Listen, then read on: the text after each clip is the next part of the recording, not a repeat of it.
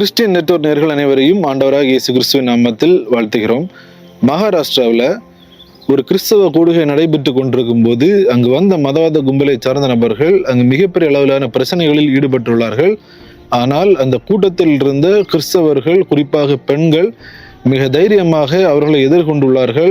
அந்த இடத்தில் வைத்தே அவர்கள் கிறிஸ்தவ பாடல்களை பாடி அந்த மதவாத கும்பல்களின் முன்பாக நின்று மிக தைரியமாக அவர்களை எதிர்கொண்டுள்ளார்கள். இந்த காட்சிகளும் தற்போது வெளியாகியுள்ளது. அது மட்டுமல்லாமல் அந்த கிறிஸ்தவ போதகர் ஒரு சில விஷயங்களை கூறியிருக்கிறார், என்ன நடந்துள்ளது என்பதை கூறியிருக்கிறார். இவை எல்லாவற்றையும் இந்த வீடியோவில் நம்ம பார்க்க இருக்கிறோம். இந்த வீடியோவை ஒரு ஜெப குறிப்பிற்காக உங்கள் நண்பர்களுக்கும் பகிர்ந்து கொள்ளுங்கள். அவர்களும் பார்த்து ஜெபிப்பதற்கு அது ஏதுவாக இருக்கும். வாங்க வீடியோக்குள்ள போலாம்.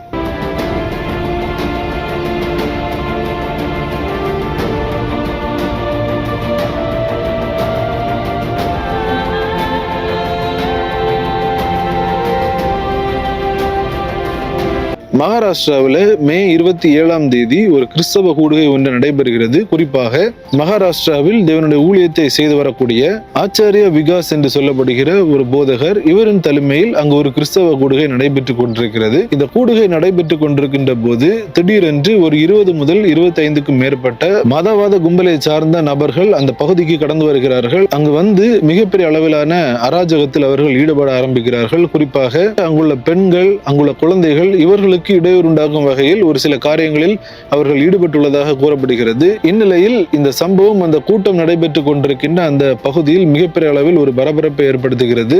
உடனடியாக காவல்துறையினருக்கும் தகவல் தெரிவிக்கப்படுகிறது. காவல்துறையினரும் விரைந்து வருகிறார்கள். இந்த நிலையில் இதனை பார்த்த அங்குள்ள கிறிஸ்தவர்கள், குறிப்பாக கிறிஸ்தவ பெண்கள் கொந்தளிக்கிறார்கள். கொந்தளித்து உடனடியாக அந்த மீட்டிங் நடைபெற்ற அந்த இடத்தினுடைய வாசல் அருகே சென்று கிறிஸ்தவ பாடல்களை மிக தைரியமாக பாட ஆரம்பிக்கிறார்கள். அந்த காட்சிகளையும் நீங்கள் இப்போது பார்க்கலாம்.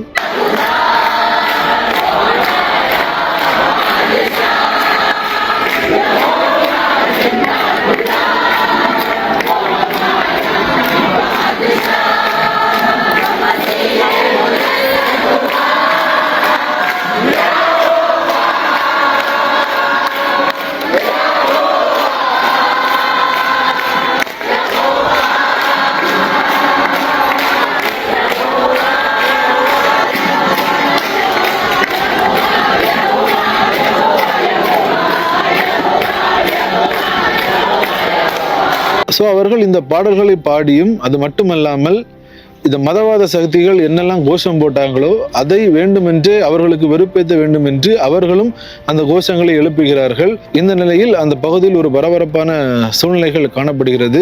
ஆச்சரிய விகாஸ் என்று சொல்லப்படுகிற அந்த போதகரும் மிக வைராக்கியமாக ஒரு சில காரியங்களை கூறுகிறார். அவர் என்ன கூறுகிறார் என்றால், இந்த கிறிஸ்தவ கூடுகை நடைபெற்ற இந்த இடத்தில் பெண்கள், குழந்தைகள் எல்லாருமே இருக்கிறார்கள். இவர்களுக்கு யார் பொறுப்பேற்பது? இவர்களுக்கு ஒரு அசம்பாவிதம் நடைபெற்றது என்றால் இதற்கு யார் பொறுப்பேற்பது?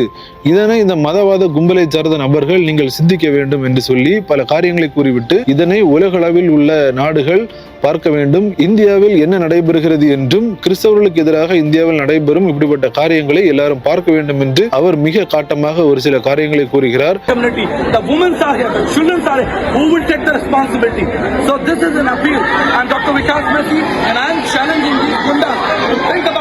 And be strong, be straight, and practice the Constitution. And we have complete right to practice our Constitution. This news will go viral all over in America, England, China, Burma, Turkey, all over the world. The Christians are getting persecuted. They are not safe in India. கடைசியாக அவர் ஒரு press மீட்டும் கொடுக்கிறார். அதிலும் மிக தெளிவாக அநேக காரியங்களை அந்த போதகர் எடுத்து கூறுகிறார். நிறைய விஷயங்கள் அவர் பேசியிருக்கிறார். அந்த பிரஸ் மீட்டை நான் கடைசியில் வெளியிடுகிறேன், நீங்கள் அதை பார்த்துக் கொள்ளுங்கள். குறிப்பாக அவர் என்ன சொல்கிறார் என்றால், இந்த பகுதியில் இந்த கிறிஸ்தவ கூடுகையை நாங்கள் நடத்துகிறோம். அதில் குறிப்பாக அனுமதி வாங்கி, அதாவது அரசாங்கத்தின் அனுமதி, காவல்துறையின் அனுமதியோடு தான் இந்த கூட்டங்கள் நடைபெறுகிறது. இங்கு நாங்கள் தவறான எந்த காரியங்களிலும் ஈடுபடவில்லை. இந்த கூட்டம் நடைபெறுவதால் யாருக்காவது ஏதாவது பிரச்சனைகள் இருக்கிறதா? இப்படி இந்த மதவாத கும்பலை சார்ந்த நபர்கள் இங்கு வந்து பிரச்சனை பண்ணுவதற்கு இதுக்கு என்ன காரணம் இருக்கு? ஒரு காரணமுமே இல்லை. அதை சொல்லிவிட்டு நம்முடைய இந்திய தேசத்தின் பிரதமர் கூட கிறிஸ்துமஸ் காலகட்டங்களில் அவர் தேவாலயங்களுக்கு செல்கிறார். அவர் பல காரியங்களில் ஈடுபடுகிறார். இதையெல்லாம் இந்த மதவாத சக்திகள் பார்க்க வேண்டும். நாங்கள் இந்திய அரசியல் அமைப்பின் சட்டத்தின் கீழ் அனைத்து விதிமுறைகளுக்கும் உட்பட்டு தான் இந்த கூட்டங்களை நடத்தி கொண்டிருக்கிறோம். இந்த இடத்தில் இப்படி ஒரு சம்பவம் நடைபெறுவதற்கான தேவையில்லை. இந்த விவகாரத்தை கேள்விப்பட்ட காவல்துறையினரும் உடனடியாக வந்து எங்களுக்கு முழு ஒத்துழைப்பையும் அளித்தார்கள். குறிப்பாக பெண்கள், குழந்தைகள் எல்லாம் இந்த பகுதியில் இருக்கிறார்கள். இவர்களுக்கு ஏதாவது நேர்ந்ததென்றால் இதற்கு யார் பொறுப்பேற்பது என்று மிக நேர்த்தியாக ஒரு சில காரியங்களை அவர் கூறியுள்ளார். அது மட்டுமல்லாமல் அவர்கள் என்ன கோஷங்களை எழுப்பினார்களோ அதனை நாங்களும் எழுப்பினோம் என்று சொல்லி அவர் அந்த பிரஸ் மீட்ல பல விஷயங்களை கூறி முடிக்கிறார். ஒரே ஒரு விஷயத்தை நாம் புரிந்து கொள்ள வேண்டும். நம்முடைய இந்திய தேசத்தின் வட மாநிலங்களில் இது 1-2 அல்ல, தினம்தோறும் கிறிஸ்தவர்கள் மீதான தாக்குதல்கள், அடக்குமுறைகள் பெருகிக் கொண்டே வருகிறது. இந்த மதவாத சக்திகளுக்கு என்ன வேண்டும் என்றே தெரியவில்லை. கிறிஸ்தவர்கள் யாருக்கும் எந்த ஒரு தீங்கும் செய்யவில்லை. இவர்கள் ஒரு 20-25 பேர் அங்கு வந்திருக்கிறார்கள் என்றால் அந்த மீட்டிங் ஹாலுக்குள்ளாக 100க்கும் மேற்பட்ட நபர்கள், 200 நபர்கள் கிட்ட அங்க இருக்கிறார்கள். ஒருவேளை இவர்களை போன்று கிறிஸ்தவர்களும் அராஜகத்தில் ஈடுபட நினைத்தார்கள் என்றால் இந்த 25 பேரின் நிலைமை என்ன ஆயிருக்கும் என்பதையும் இந்த மதவாத சக்திகள் யோசித்து பார்க்க வேண்டும். கிறிஸ்தவர்கள் பொறுமையாக செல்கிறார்கள், கிறிஸ்தவர்கள் மன்னிக்கிறார்கள் என்றால் அவர்கள் கையில் வேதம் உள்ளது. வேதத்தை வைத்திருப்பதன் ஒரே காரணத்தினால்தான் அவர்கள் எல்லாவற்றையும் விட்டு மன்னித்து தேவனுடைய அன்பின் வழியில் நடக்கிறார்கள். ஆகவே கிறிஸ்தவர்களுக்கு ஒன்றுமே தெரியாது என்று இவர்கள் நினைக்க கூடாது. கிறிஸ்துவுக்குள் பிரியமானவர்களே, இந்த செய்தியை பார்க்கிற நாம் கண்டிப்பாக ஜெபிக்க வேண்டும். எந்தெந்த நபர்கள் இந்த கிறிஸ்தவ கூட்டத்திற்கு எதிராக வந்தார்களோ இந்த நபர்கள் ஒரு நாள் இயேசு கிறிஸ்துவே மெய்யான தெய்வம் என்பதை அவர்கள் அறிக்கையிட வேண்டும். இதற்காக நாம் ஜெபிக்க வேண்டும். போது இந்த கூட்டத்தில் நடைபெற்ற பிரச்சனைகள், இதை சார்ந்த விவகாரங்கள், இவற்றிற்காக நாம் ஜெபிக்க வேண்டும். கிறிஸ்தவர்களின் நீதி இதில் நிலைநாட்டப்பட வேண்டும். இதற்காக நாம் ஜெபித்துக் கொள்வோம். இந்த தகவலை தவறாமல் உங்கள் நண்பர்கள் அனைவருக்கும் பகிர்ந்து கொள்ளுங்கள்.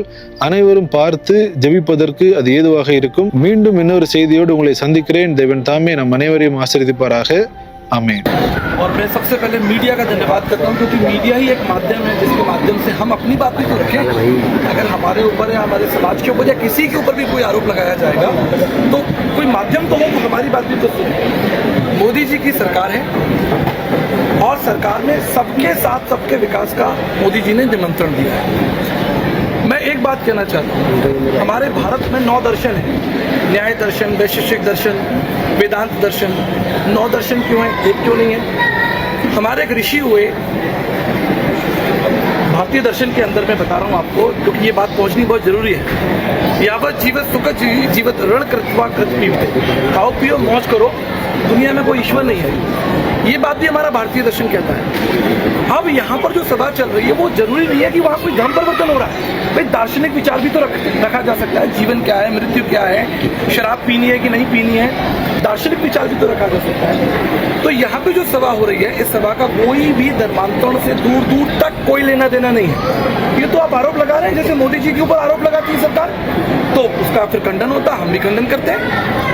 यहाँ पर बच्चे बैठे हैं, छोटे छोटे महिलाएं, स्त्री बैठी हुई हैं और कार्यक्रम की पूरी परमिशन लेके, मुझे एक बात बताइए, परमिशन लेके कौन धर्मांतरण करता है? आप खुद बुद्धिमान लोग हैं, पढ़े लिखे लोग हैं, कौन परमिशन लेके धर्मांतरण करता है? बाकायदा परमिशन दी गई है, बाकायदा यहाँ पर जो बोर्ड लगे हैं बाहर लिखा है कि ये सभा विशेष रूप से मसीहों के लिए है। अब इतनी बड़ी भीड़ में अगर कोई पीछे आके बैठता तो उससे भाई तो उसकी गलती है। क्यों आए? आपके घर में बर्थडे चल रहा है, आपके घर में कार्यक्रम चल रहा है, शादी चल रही है, तो वो व्यक्ति आए ना जिसका उससे संबंध है। तो ये अच्छा, दूसरी बात, आरोप लगाने वाले कौन है? आरोप कोई आईजी लगाए, डीआईजी लगाए, कमिश्नर लगाए, डीएम लगाए तो हम भी माने। आरोप लगाने वाले कौन है? क्या उनका सरकार में कोई पद है? क्या उनकी कोई भूमिका है? क्या कोई मीडिया से है? आप आइए मंच पर बात कीजिए, हम बिल्कुल रूप से स्वतंत्र हैं। भारत देश जो है वो कॉन्स्टिट्यूशन से चलता है और मैं इस चीज़ के लिए मोदी साहब का और सरकार का, हम तो कहते हैं, हमने तो नारे लगाए, मोदी जी की जय जयकार, भारत देश की जय जयकार, हमने तो नारे लगाए, हमने तो अच्छे नारे लगाए, मोदी जी को ध्यान में रखते हुए नारे लगाए। तो यदि इस तरीके की कोई गुंडागर्दी कर रहा है, महिलाओं के संग बदतमीजी की है साहब, बच्चों के संग बदतमीजी की है, तो ये आरोप हम भी लगाते हैं। आप क्या आरोप लगा रहे हैं? हम भी लगा रहे हैं कि उन्होंने इस तरीके से महिलाओं के संग अभद्रता की, गाली गलौज की और देश के कॉन्स्टिट्यूशन का अपमान किया, भीमराव अंबेडकर साहब का अपमान किया उन्होंने। तो जब देश में इस तरीके की गुंडागर्दी खुलेआम हो रही है, अगर आपको कोई दिक्कत है आप पुलिस को दीजिए, पुलिस को लिख के दीजिए, पुलिस आएगी, पुलिस छानबीन करेगी। यहाँ पर पुलिस ने एक से नाम पूछ लिया।